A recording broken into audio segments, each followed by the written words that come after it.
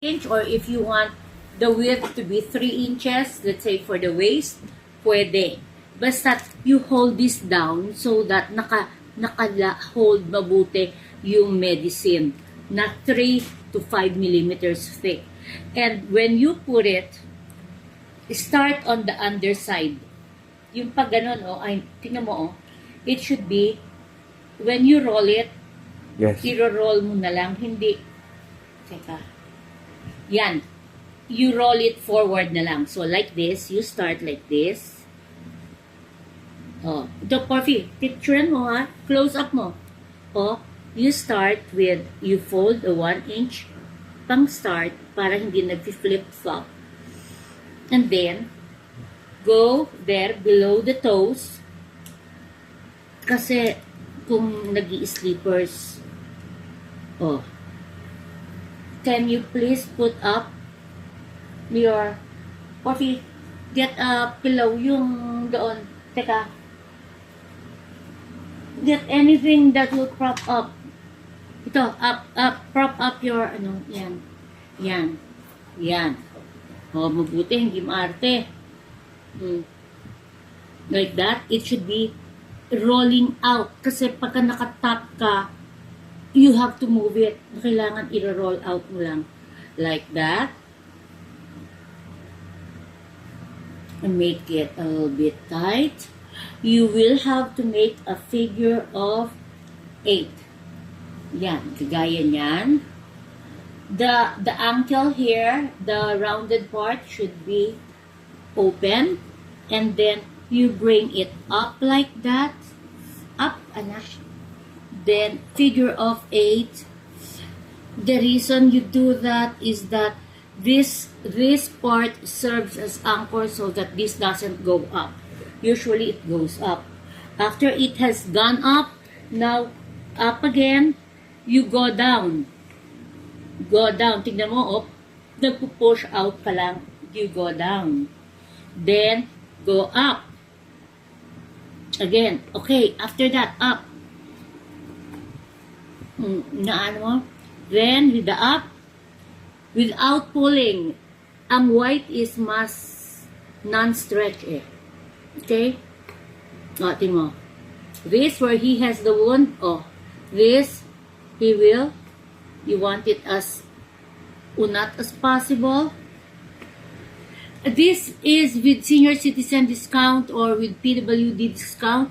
This is only about 80 pesos. So, Uncle Steve was asking, how much is that? Because we were washing our like this, especially now that he has a dry cleaning machine. Okay, dryer machine. Then, up.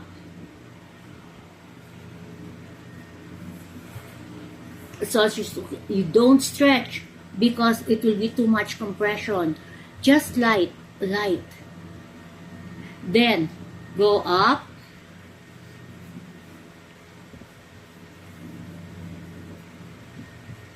Again, and then, at the back of his knees, 2 fingers below, that is where he should end. There. And then, there. So now, kindly hold, Porfy. I'm going to put already the tape. Where's the tape again? Ito. Okay, hold that. I'm going to put the tape about 3 to 5 tapes of about.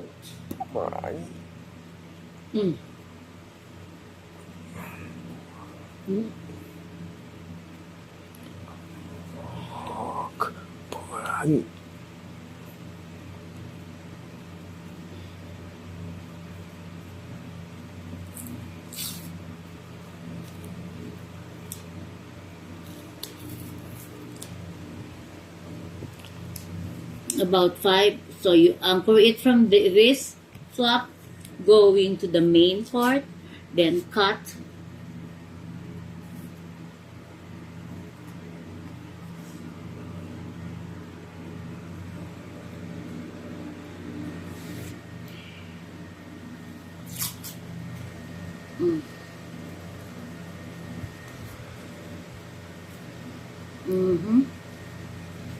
About 5 inches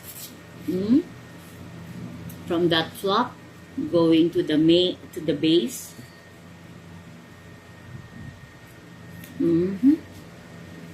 As you could see, ganda na.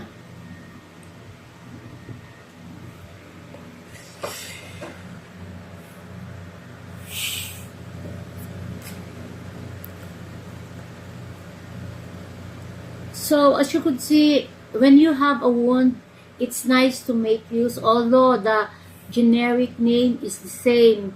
TGP from South Sucama.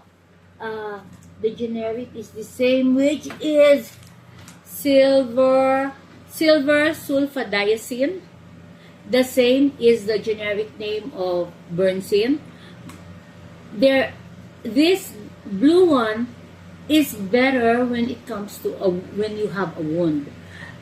When the wound has completely closed and you have black skin, it is when Bernzine is favorable to use, because Bernzine removes the black skin and it becomes whiter. Okay, so this is the third that I'll place. Then